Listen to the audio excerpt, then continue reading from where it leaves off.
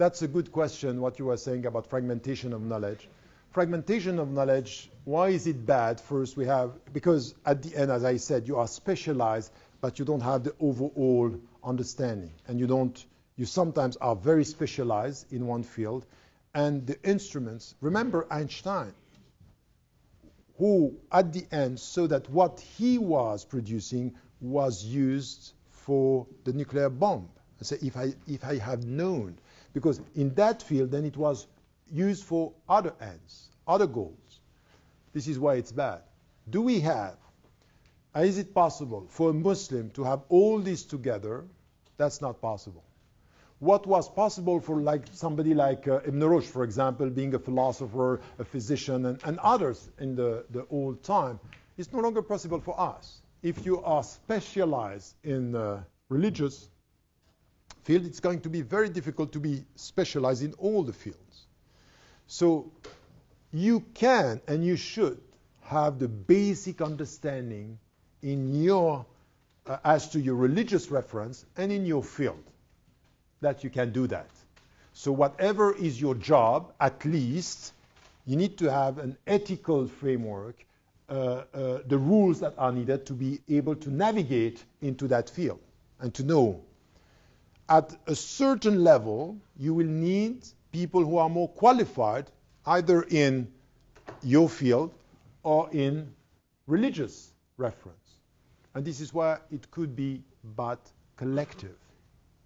So anything which has to do with scholars today coming and giving us fatwa with no members coming from a specific field, for me it's problematic. And when they are telling me, when I published the Radical Reform, they told me, but all this is not, we do this. We have people giving us report about a question. Saying that report is nothing. You're not going to get a sense of the reality. So it's not going to be an individual. You can't do this. In whatever is your take in the way you are trained, it's going to be at one point superficial. It's not enough.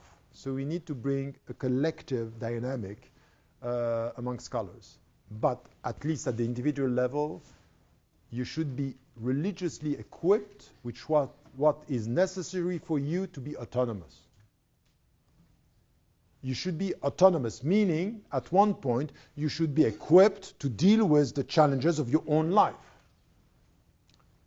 So this is also something which is important for the basic questions, but also in your field. But what is happening today is that many Muslims, they know just what is necessary to practice, but when it comes to their profession or their job, they are far from even making a link between this and that. This is schizophrenia. Yeah. It's true. I think that those who are laughing, they know what I'm talking about because they might experiencing it. So I can turn it against you now. The challenge. Are we at the periphery of both? Look, I agree with you that if we look at the Muslim majority countries and the centers or the traditional centers are in the Muslim majority country, it could be Al-Azhar or it could be al-Qura and others. If you really think that this is the center, we have to reassess our judgment. Nothing is coming from these institutions now. It's repetition. And even the people who are trained there, they know that. Many. But there is the power of the symbol. For example, I had scholars. I didn't go to Al-Azhar University. I have Azhari scholars. And I took the traditional way of being taught. So 1-to-1, and then you get the ijaz and all that. But at the end, it's because I was able to go outside the institution that I had another type of teaching. Because within the institution is superficial, outdated, not connected to the reality, and mainly repeating. So the center is itself far from the center of the deep question. In the beginning of the 90s, I was saying something that I now think it's critical for us. It might be that the critical questions to the center are going to come from the periphery. So in fact, us in the West, at the forefront of these new challenges, now we might have to come with answers that are coming back to the center. And they are less equipped than we are now. We are not enough equipped as to the religious institutions and training the scholars, training the ai. This is what we have to do now. And we were talking about that. We need, and I spoke about this in Western Muslims and the Future of Islam. The third step of our presence is institutionalizing our presence. Institutions where training and having this. So this is our job, knowing at the same time that what I'm saying here, there is a risk. That if I look at many of the Muslims who are now based in the West, the great majority, the huge majority are much more concerned with their position, their salary, and their protection. It's what I call the new age of the petit bourgeois Muslim. I'm talking about you. But that's the reality, is are we taking this historical experience to use the instruments, to get back to the methodology, and to ask the real question because we are at the center of this critical discussion, or are we just expecting that the West is acknowledging that we are nice people? That's a deep question. It's critical. And this is where I think that our historical experience, willing it or not, the great majority of the Western Muslims are going to enter into what I was now describing. It's recognition, being perceived as good Muslims, dismissing some of the values and some of the behavior. But I'm quite confident, and I really think that through all what we have seen over the last 30 years, there is something in our historical presence in the West which is going to bring about something, another dimension. So I would say that the first thing to do is not to think that we are at the periphery. It's to position ourselves in an assertive way at the center of the whole struggle to renew our understanding. And not, because, it could be the victim mentality. We are in between two worlds. Look at us. We have no say in the West, no say in the Arab world or the Muslim world, so we are nowhere. And it might be, no, but that's a critical psychological positioning that when I was saying this in the 90s, I was saying the periphery is going to be essential. The periphery is going to, my brother was always saying Muslims are not going to be free unless they free Saudi Arabia. So the center, go, do. I was young. I'm banned from there. So, that's true, by the way. But anyway, I really think that it might be the other way around. That we really have to think about our experience elsewhere and how much we are equipped. Look at the second, third, and fourth generation of Muslim in the West. Some of them are equipped. They have the freedom. They have the status. They can do something. So this is why we have to change this by saying, no, I'm sorry. If you want to put me at the periphery, I will show you that we are at the center. Because we are at the forefront. And I'm not going to accept this victim mentality of saying, I'm not part of the whole thing. And I would tell you something. Take it as it is. All what you see coming from all the Western governments telling you integration is failing, it's because it's exactly the opposite that it's working on the ground. What is happening on the ground is not at all this. It's that you are becoming more visible because it's working. They keep on having a rhetoric telling you it's not working. You are not. It is working, and we are going to get out of the social ghettos, the intellectual ghettos, the financial dependency. This is going to happen. And this is why they are so aggressive. By telling you, we want Muslims without Islam. Now we have to show that we are able to be Muslims with Islam, being European, being British, and now we are going to play a role not only for Muslims here, but questioning the whole system and the methodology that we have around the world. This is why I'm concentrating now. My next book is called A Manifesto for an Islamic Liberation Theology. Yeah. But that's exactly this. Okay. That's it. So the question was about the pragmatic way. Who was asking the question? Is how do we? So you are right in a way. I have been in so many committees and commissions, and you can see that it's very difficult. And even with, when I wrote Radical Reform, I had lots of questions. And by the way, many people are saying, so many questions, you don't have an answer, because I'm not a specialist in economy and I'm not a specialist in environment.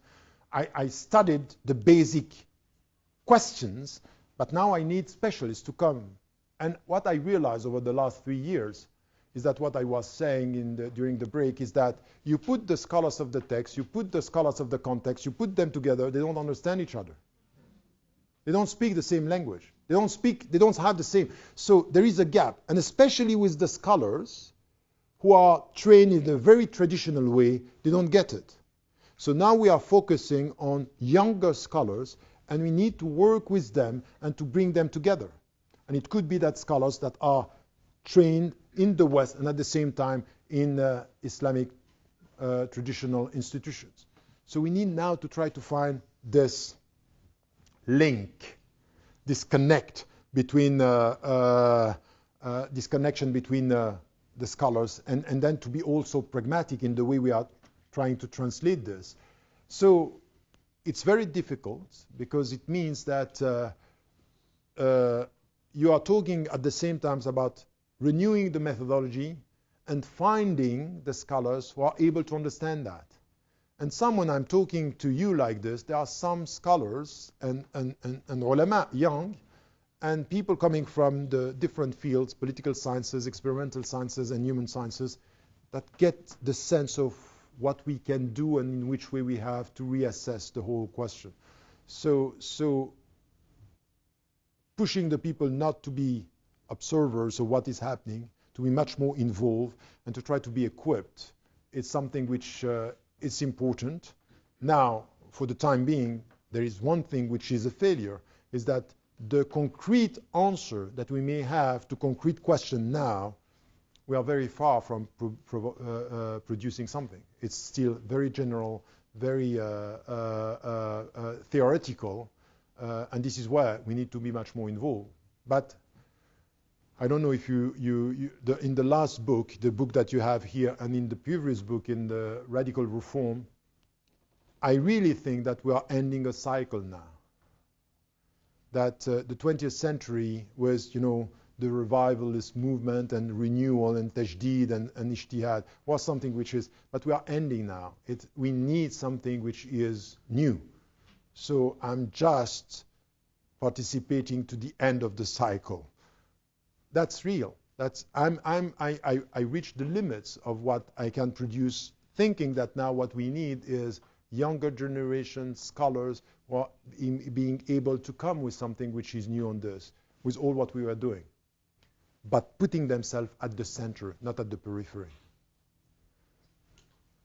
Go for another second round. About the first question, Muslim majority countries and Western Muslims, is it relevant or not to still refer to this? Yes and no. I think that if we speak about what we are talking about now, I think no, we should not make this distinction, because our experiences in the societies today are quite the same, except that some are misled by some symbols, and some are happy, you say, in the Islamic context, in Muslim majority countries, you have al-azan.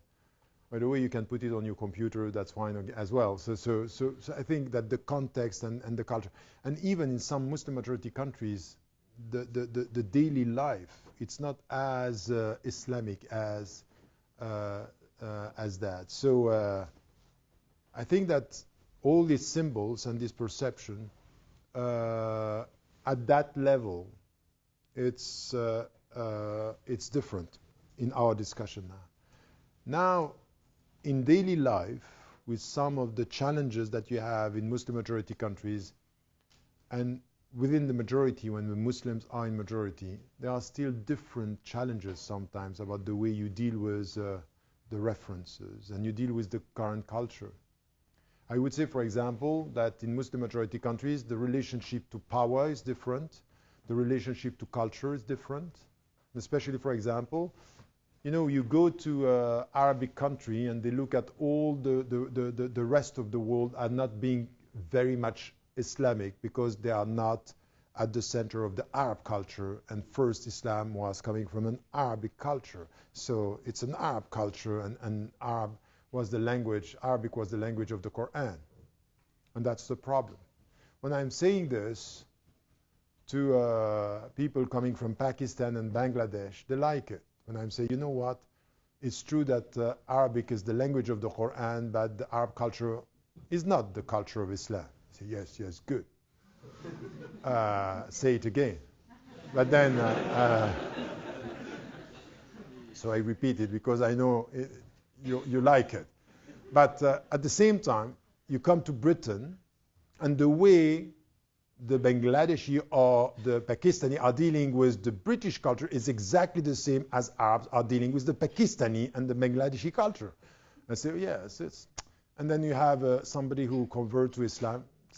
Yes, Muslim, but still British culture. So it's Islamic, but not like our Islam. Our Islam is more authentic because it's the Urdu language, the Pakistani and Bangladeshi culture.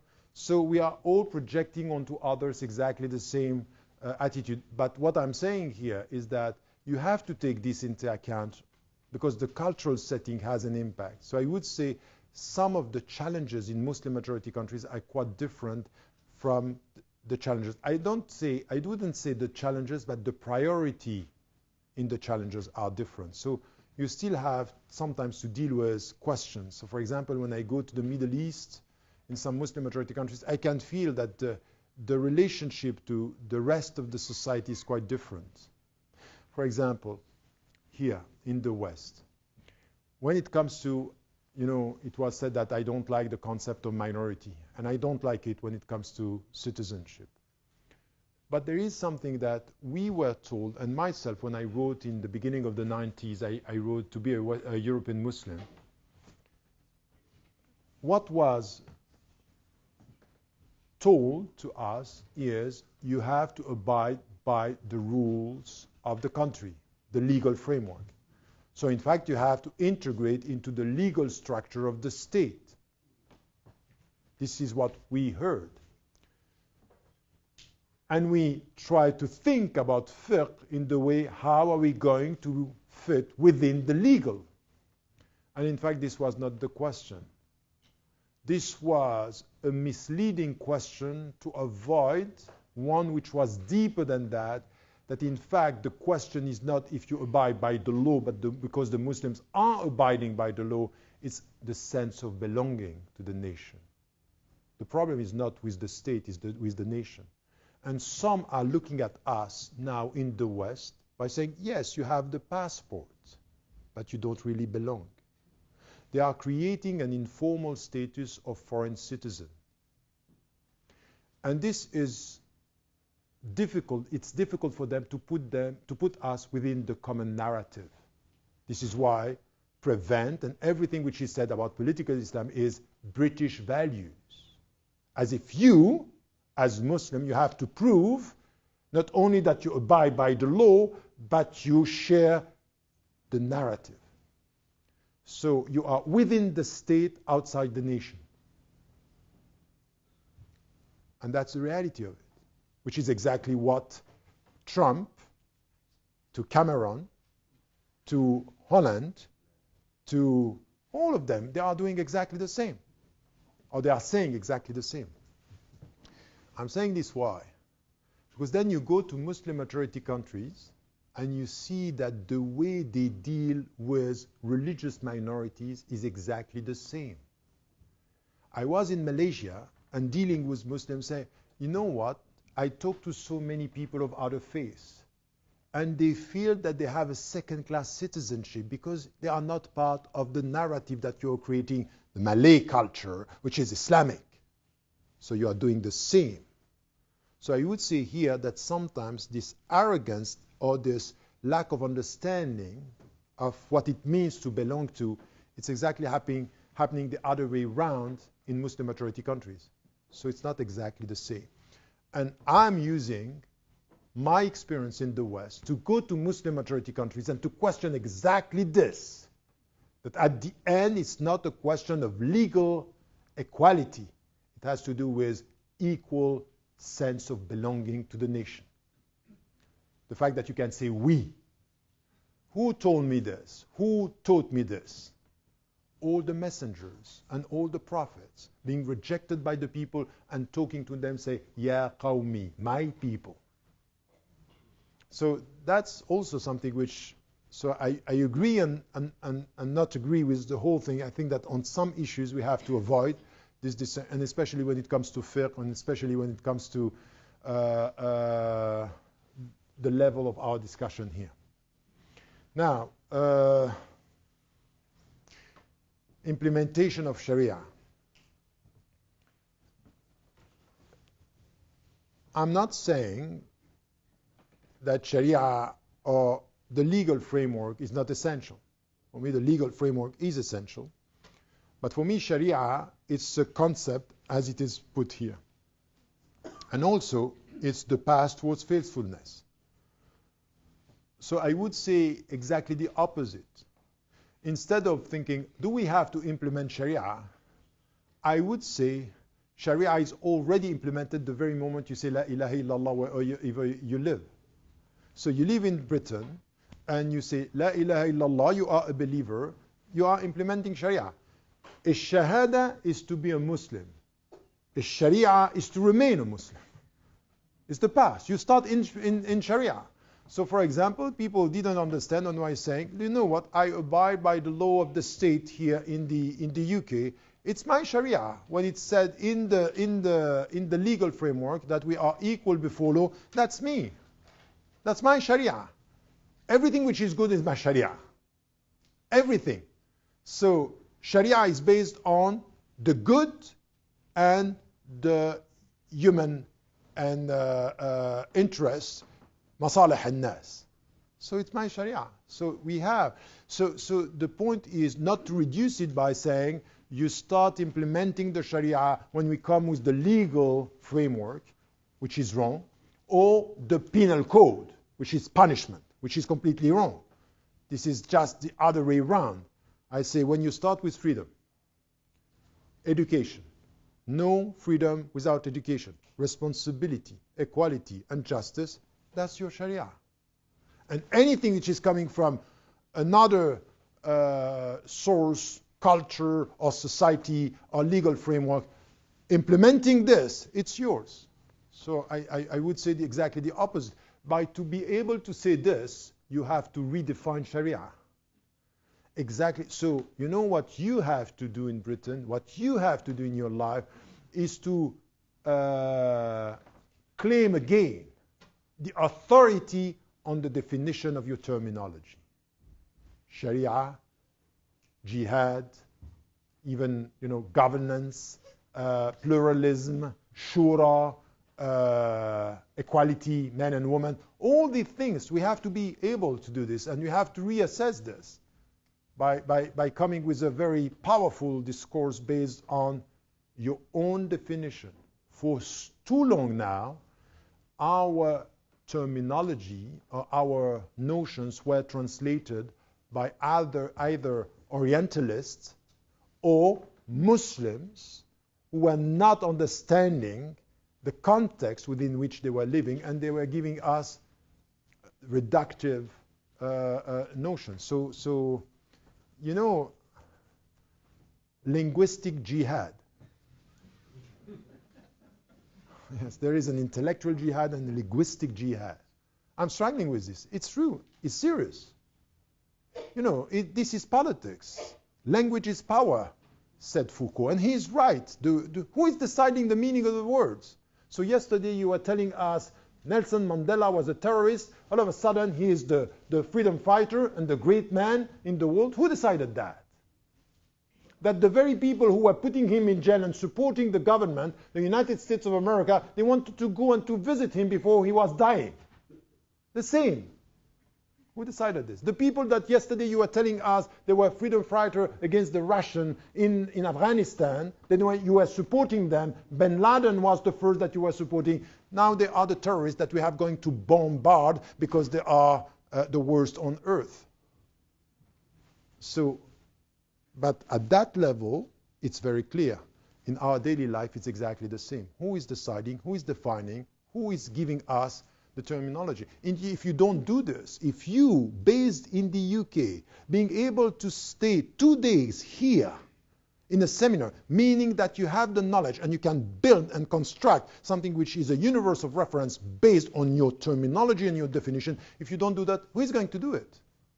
Who is going to do it? You have to come with this very powerful presence. No, jihad doesn't mean this. No, Sharia, it's not this.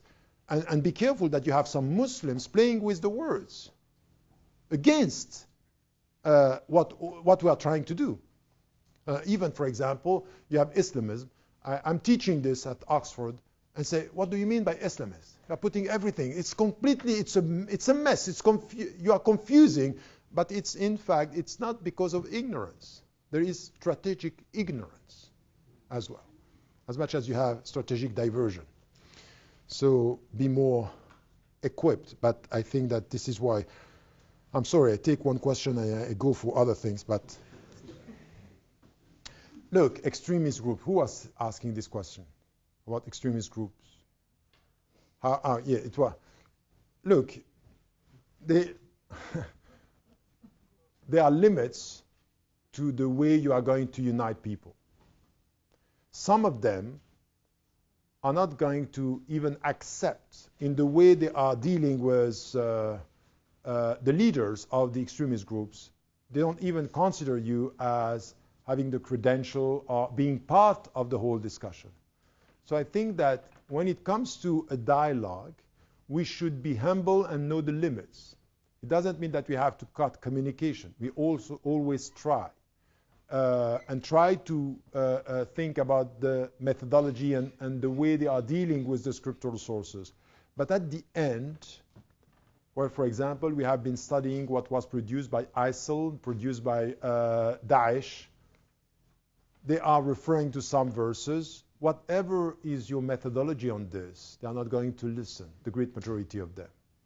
So it's very difficult with the leaders. Now, what we can do is to work and try to convince the followers and to try to enter into this discussion with the followers. And this is where I don't disagree with you. I think that we have to work on both. You have to work on the methodology because this is critical, knowing the overall message, and also the goals, what Islam is all about, because this is part of the message. But speaking about the goals is not going to help us in this very specific issue, or in this specific type of dialogue that we may have about some of the extremists. But once again, I see and I understood, you know, over the last all these years at the grassroots level and dealing with Muslims, that you have to be you need to be realistic with the people with whom you can talk. And because it's going to be very disappointing. I tried once, I went to the southern Egypt at the time I was studying. It's very difficult, because they don't even listen to everything that you are saying. Is that they take one verse and then the methodology is what you are trying to say is by connecting the verses and getting the whole message is just you are destroying the message. So they don't even listen to what you have to say because the verse that they are referring to is so clear. This could be one thing. And there is another thing which is where I found myself helpless, is with people who really have been radicalized, and I use here the word becoming extreme and radicalized because of their experience with repression. So whatever you are going to say is very difficult. So with the leaders of some of these groups, are you saying they don't have a methodology at all? They have, but it's just not at all going to be, they are not going at all to hear what you are going to say, because it's a literalist extracting some verses. So they have. And sometimes, some of them are completely distorting. For example, they are quoting Ibn Taymiyyah and others, and they are distorting the whole thing. So some are sincere and equipped, and when you come to them, they are just saying that your methodology is not rooted in the Islamic tradition. They don't even listen to you. It's just dismissing what you are going to say. Some others are not so sincere in the way they are quoting, and you come and you tell them, Ibn Taymiyyah is not saying this in such a way. You cut the reference. They don't want to listen. So you need to know that at that level it's going to be very difficult with some of them. But I also want to tell you that sometimes with some extremist interpretations, it's not only the methodology that has to do with the text, it's also personal and historical experience that we also have to take into account when you come to this. For example, in southern Egypt, the one who just told me it's over, there is no discussion between me and the government, is that there was a sheikh that we loved so much. He was trying to bring us all together, Christian and Muslims in the region. They came during the Jum'ah, and while we were listening to him in the mosque, they entered with their shoes and they killed him in front of me. Now, you say whatever you want, no discussion. These are criminals. We are going to fight them. So now you can come with all the methodologies that you want. It's not going to work. It's another dimension here. But I'm saying this because many of our young people, when in 3 weeks and 2 weeks, they fall into something which is a very violent way of dealing with the sources, we also have to be very, very cautious not to confuse the methodological question with the personal experience in some of the situation. So quickly, what you were saying about the moral epistemology and the moral framework that could be missing. Where are you? Here. You are referring to the extremists as well. Yeah. Once again, here, it's true that if we had, and if it's possible, to produce an ethical framework or an ethical frame of reference that could be convincing by showing, we are responding to you by saying all what you are doing it's against this. It could be interesting. It's not going to have an impact. Why? Because the great majority of these people, in the way they deal with the scriptural sources, is trying to get the ruling and the legal opinion. They don't care about the morality and what you are saying, because morality is a step beyond or a step before. So what we want to do and what we want to know, it is Islamically possible to justify resisting, oppressors or killing people. Do we find in our tradition justification for killing people, killing non-Muslims, the way they put it, or to kill colonizers, or to kill the enemies of Islam? Now you come with the ethical ground, they say that's fine. You might come from Switzerland or might come from the UK, it's not going to work. They deal with the legal justification. So you can see that, in fact, all what I was saying this morning about the primacy of the legal framework is also playing in the field of this literalist understanding. So I don't see our discourse on the moral framework as being efficient in dismissing their point. I don't see it, because they don't care. Because they would say, look, some scholars said is legitimate. And the point is to be serious about that, that if you read the Islamic tradition and you read some of the scholars, many things have been justified in the name of Islam when it comes to violence. We cannot deny this. Many things were justified, and in the way it was perceived in a very specific context in our history. So you have to reassess that. For example, we talk today about defensive resistance. Resistance which is a defensive way. That's true. But no one can deny that in our literature, from the very beginning, we had scholars supporting offensive, that you can go and you can open. Al-Fatah is something that was there.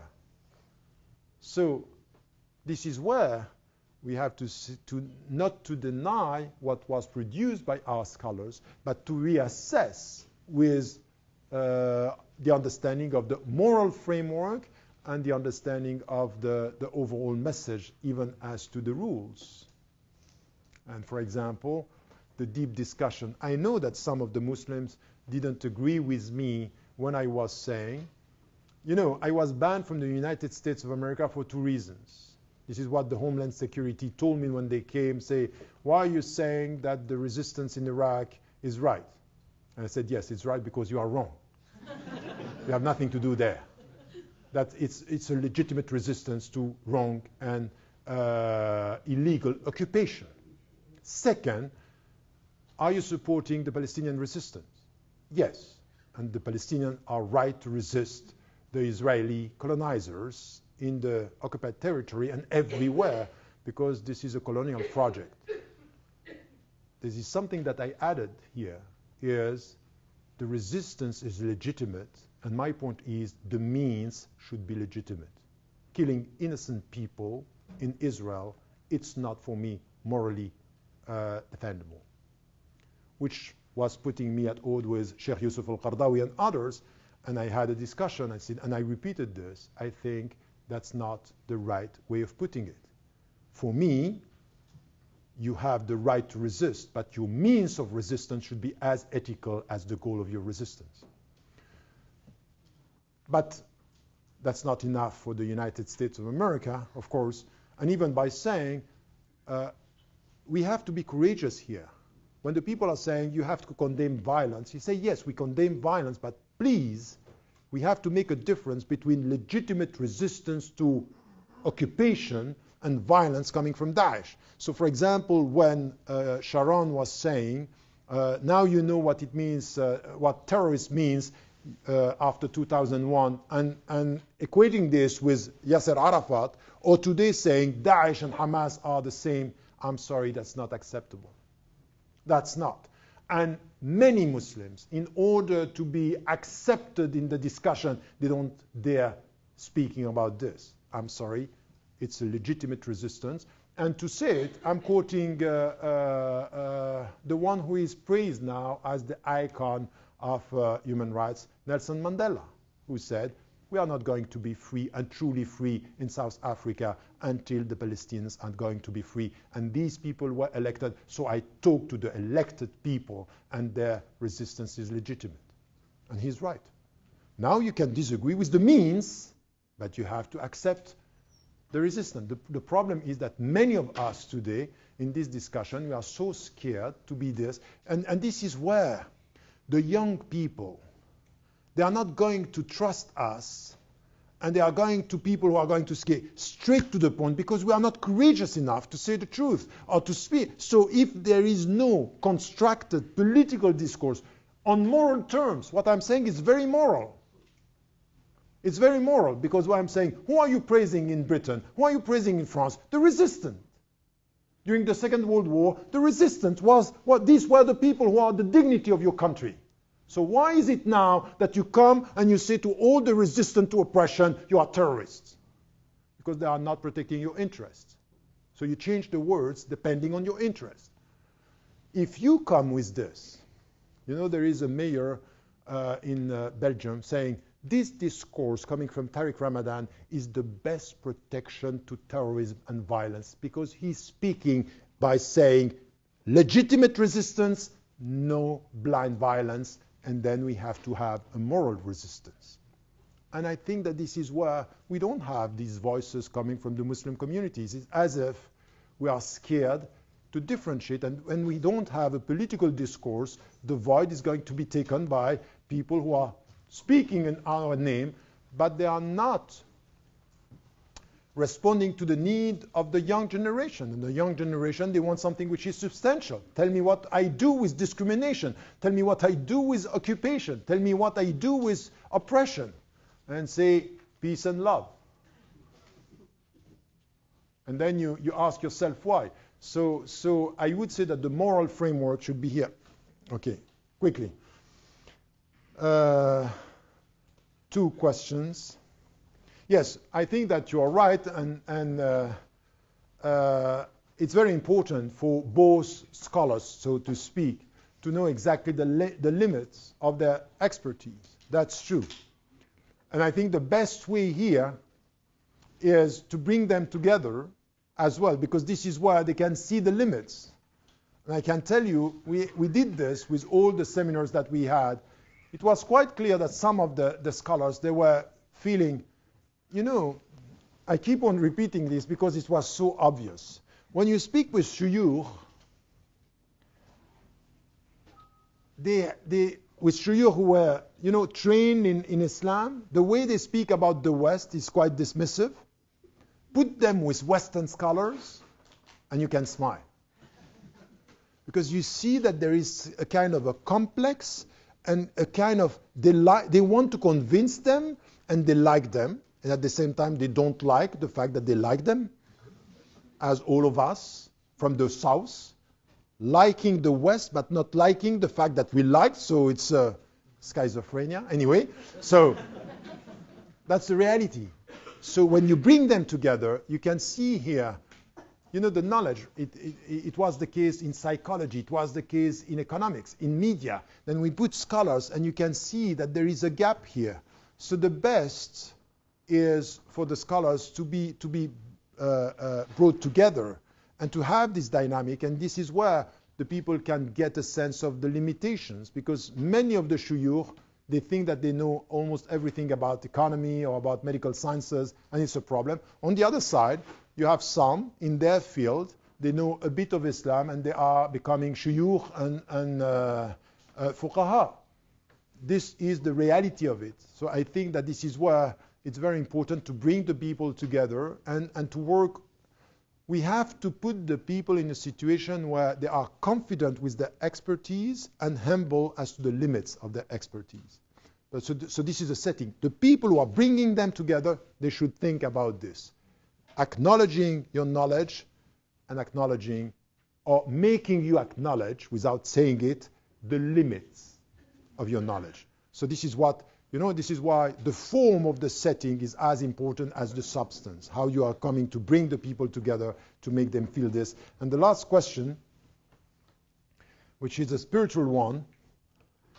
So, in Nur fil Qalb, which is, where are you? Yeah, it's true. In the mystical tradition, but it's also in the Islamic tradition, there is a word that is one of the names of the Quran, al-Furqan, discernment, which is helping you to see the good, or to distinguish, or to have the perception of what is good and what is bad. And you are doing this with many dimensions of your being, your mind and your heart. إنها لا تعمى الأبصار ولكن تعمى القلوب التي في الصدور. It's not your eyes that are becoming blind, it's your heart. And many of the scholars, this is something which is, you have this in the Maliki tradition, but have it in all the tradition. You know that the great scholars, before even thinking about the fatwa, they were making ablution when they were to read the Quran, making, I should be in the spiritual disposition to read. It doesn't mean I'm going to read with my mind. I'm going to make the Quran accessible to my heart. So meaning that the fatwa is not an intellectual construct or product. It has to do with the heart. It has to do with the state. And many of them, the great fuqaha, were at the same time mystics. And they were in this, almost all of them. And if they were not in a circle, they were experiencing the spiritual dimension of what it means to extract a rule, because you don't extract a rule with your mind, you extract a rule with your spiritual being. So it's also your heart. So it means, what I was saying here is that this reconciliation is, how are you going to put some light in your heart? By sitting down and say, I'm waiting for the light to come? No. By changing your behavior. By going through this purification of the heart, which means change your behavior, your heart is going to be alive. Make your heart alive through your behavior. So, in fact, the more you change your behavior, the more you give light to you put some light in your heart, and the more you have this furqan, which is discernment.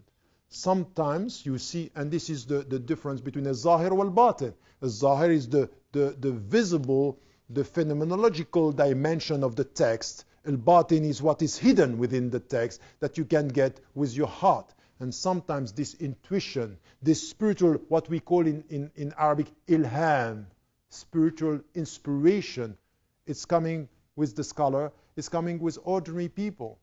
So I agree with you, but be careful. Not this at the price of all what is coming with it.